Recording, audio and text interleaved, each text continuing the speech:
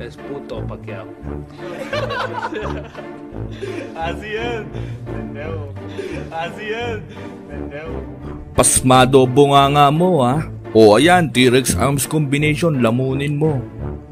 Ayun o, tawa pa lang yan mga kaibigan. Ang sarap ng ambalusin at chinilasin. Animoy unggoy na inurungan ng regla kung humalakhak itong mayabang at hambog na si Brandon the Punching Bag Rios. May pagpalo pa sa magasin ni Manny Pacquiao at ang angas ng buga-buga. Para namang gasol ang korte ng pagmumuka. Sa video natin ngayon mga kaibigan, ating matutunghayan kung papaanong pinagmukbang ng kamao, palaparin sa suntok at gawing hulmahan ng batya ang pagmumuka nitong si Brandon the Punching Bag Rios ng ating pambansang kamao. Taong Nobyembre 2013, ikinasa ang laban ng Manny Pacquiao at Brandon Bam Bam Rios para paglabanan ang bakanting WBO welterweight title. Una nang hinambalos ni Pacquiao ang pagmumuka ng kaibigang oso nitong mokong na to na si Antonio Margarito. Minura si Pacman at may pagtanong pa sa batang wala pa namang muhang kung sino ang mananalo sa kanila ni Pacquiao. Who's gonna win? Pacquiao or Margarito? Margarito. Yeah. Alright. Who's that?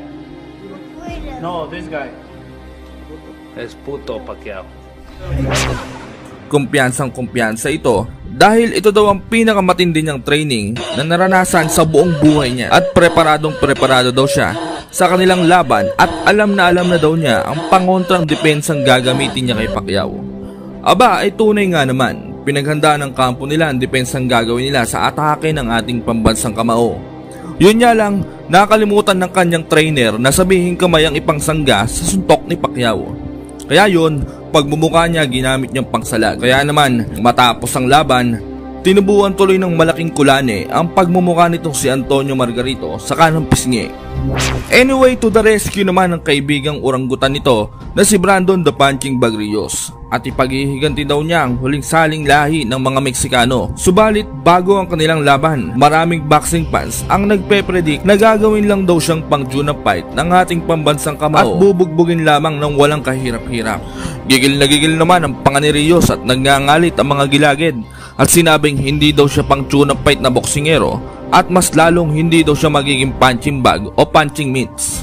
Bago ang laban, puro kabulustugan at talaga namang puro trash talk ang lumalabas ang nguya-nguyaan nitong si Rios. Tatapusin na daw niya ang naghihingalong karan ni Pacquiao at pagre-retire rin na ng maaga. Sa kanilang weigh-in naman, nagpasiklab na agad ang ating pambansang kamao. Mantakin mo ba naman, pinakitaan ng galawang Master Hokage ang mga boxing fans.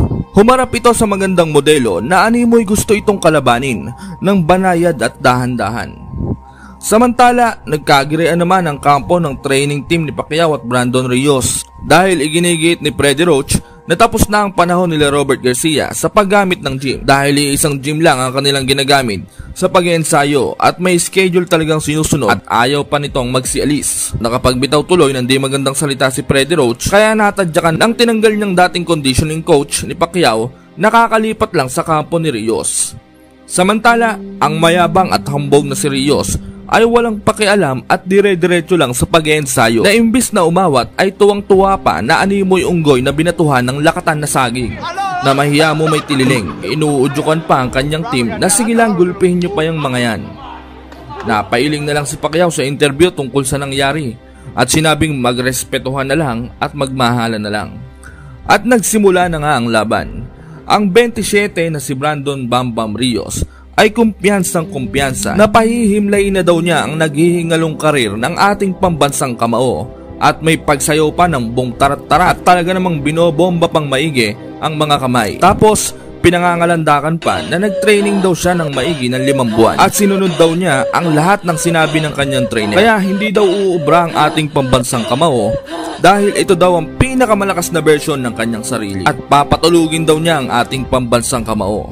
Tapusin! Tapusin! Tapusin! Tapusin! Tapusin! Round 1. Gigil na gigil si Pacquiao at gusto nang dikdikin ang pagmumukha ni Rios. Pinalamon ito ng T-Rex Arms Combination at nagmistulang unggoy nakaka-menopause lang sa bagal ng kilos nito. Lahat halos ng suntok nito ay kumakalpot at ngingisi-ngisi pa na talaga namang parang may sayad.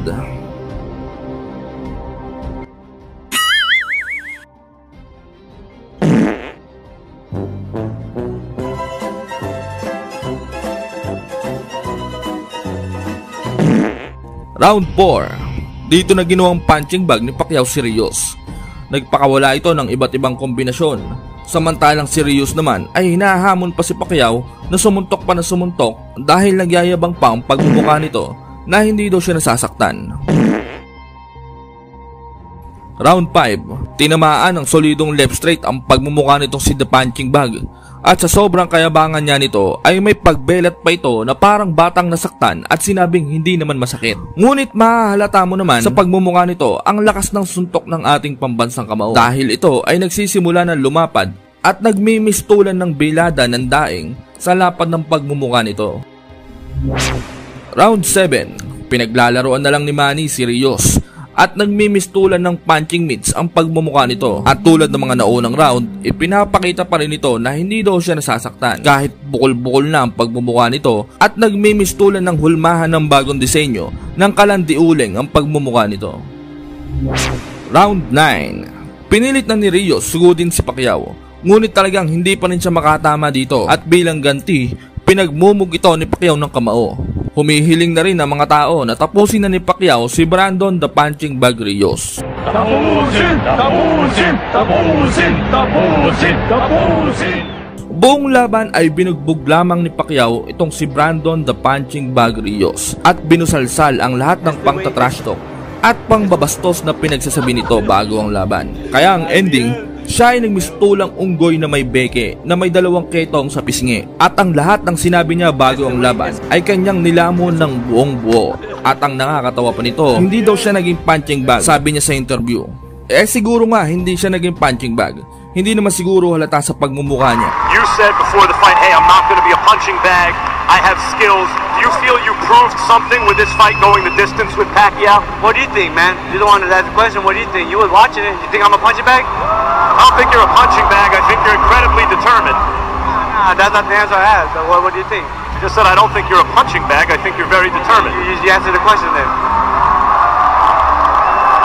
Tapos patawa-tawa pa bago ang laban. Napakalakas pang mang-asar.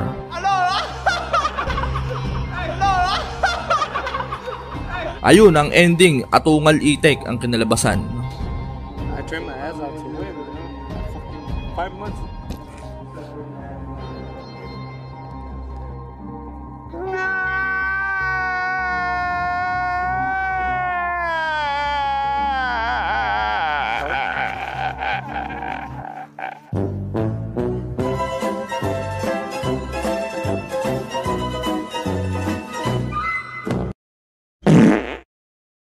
Ayun o, si Aling Dionisia. Animoy may hinihigop na salitang Latin na kung ano. Ayun o, ihip dito, ihip doon, flip-top dito, flip-top doon. Iminumustra pang maigi ang 2 daliri na para bang pakong bakya na may tutuhugin. Napakadami pang borloloy at palamuti sa katawan na para bang may mga kapangyarihan na brilyante ng tubig, apoy, hangin at animoy reyna ng Encantadia. Anyway, sa video natin ngayon mga kaibigan, ating babalikan ang laban ng ating pambansang kamao Manny Pacquiao kontra sa pambansang libag ng Amerika na si Timoteo Banel Bradley na isa sa naging pinaka-kontrobersyal na laban sa kasaysayan ng boxing at kung papaanong kiniskes at kinonyatan ng kamao ang makinis at makintab na bunbunan nito. Ngunit kung bago at kakapadpad mo lang sa channel na ito kaibigan, ay baka naman pwedeng makahiling sa iyo ng isang like, share, comment at higit sa lahat subscribe. Pakipompyang mo na rin ang kampana dyan sa tabi para updated ka sa mga susunod pa natin mga video. Taong 2012 nang maganap ang unang laban at isa sa naging pinaka-kontrobersyal na laban sa kasaysayan ng boxing kung saan nadaya ang ating pambansang kamao kontra sa Banel ng Amerika na si Timoteo Bradley kung saan tinalo by a split decision ang ating pambansang kamao na talaga namang nagpa-high blood sa maraming fans ng boxing. Nagpatawag pa ng 5 referee ang World Boxing Organization para ipareview ang nasabing laban at sa kabutihang palad ay talo talaga ang pambansang libag ng Amerika. Kaya naman para matuldukan ng mga agam-agam ay pumayag na si Timoteo na bigyan ng rematch ang ating pambansang kamao dahil nasasaktan na daw siya sa mga batikos na siya daw ay isang peking kampyon at binayaran lamang ang mga hurado. Ngunit bago ang kanilang rematch ay ipinamalas ni Bradley ang pagiging pasmado ng kanyang bunganga. Hindi daw mananalo si Pacquiao sa kanya kung hindi daw siya mananakaut nito. na sinugot naman ng ating pambansang kamao nang tignan natin. Manny, the only way you're gonna beat me, Manny, you gotta knock me out. That's the only way you're gonna beat me, Manny. If you don't knock me out, Manny, you're not gonna win. I'm telling you that right now. You're not gonna win. Alright. Samahan mo pa ng matinding orasyon ni Aling Dionisia. Manny's mother is putting the hex on Sa kanilang way-in ay talaga namang mabubwisit ka sa kaangasan at kayabangan nitong si Bradley. Idagdag mo pa ang kanyang nakakabwisit na postura ng pagmumukha na talaga namang ibinibilog pang maigi ang kanyang nguso. At mahiya mo naman bunot na pangkiskis ang ulo. Hindi ko naman sa nilalahat ng mga kalbo ay masamang tao at mayabang mga kaibigan. Pasintabi lang po sa mga viewers nating kalbo dyan. Ang akin lang ay iba kasi ang pagkakalbo nitong si Bradley mga kaibigan. Para kasing ang sarap kuskusan ng paa. Alam nyo yung mga mahilig dyan sa kulambo. Pero anyway, may advantage naman ang pagiging kalbo eh. Makakamenos ka sa shampoo. Yun nga lang, lalakas ka sa sabon kasi yung hilamos mo hanggang bunbunan. Ako naman tayo sa naging laban ni Manny at Bradley. Nabawi ni Manny ang kanyang titulo sa kanilang rematch. At ang King Kong na si Bradley ayaw pumayag na natalo. Kaya naman humihingi siya ng buwena kay Manny Pacquiao. Kumbaga pati pato na. Dito na naganap ang talaga namang kahindik-hindik na pagkonyat sa makinis na bunbunan ni Timoteo Banel Bradley. At dito na rin papuputiin sa suntok ni Pacquiao itong si Bradley. Round 1. Umatikabo na kaagad ang labanan. Gorilla laban sa Leon ng Pilipinas. Matindi rin itong si Timoteo mga kaibigan dahil nasasabihan niya mga pektos ng ating pambansang kamao. Round 7. Dito na naghihiyawa ng mga madlang people. Sa kauna-unahang pagkakataon sa laban nila ni Bradley, bumagsak siya na animoy muntik ng mahulog sa kanal. Nagyayabang pa si Bradley na hindi daw siya na knockdown dahil nadulas lang daw siya. Round 9. Isang pangyayaring nagpagimbal sa ibabaw ng lona. Tinamaan ng solid na kaliwa si Timoteo Libag Bradley at sa sobrang lakas ay bumalentong pa ito at nakuha pang mag-NLP. Napakaganda ng kuha sa kanya mga kaibigan, saktong-sakto. Salute sa photographer nito. Nagmukha siyang unggoy na umeedyas pabaliktad sa puno ng saging. Dito na rin nagsimulang tumubo sa magkabilang pisngi ni Bradley ang kulane at ito ay nagsisimula ng bumukol. Natapos ang laban nang hindi man lang nakaganti si Bradley sa kanyang pagkaka-knockout. At nang ina-announce na ang panalo, ang maangas at mayabang na mukha ni Bradley nung kanilang weigh-in ay nagmistulang puyat na unggoy na may trangkaso.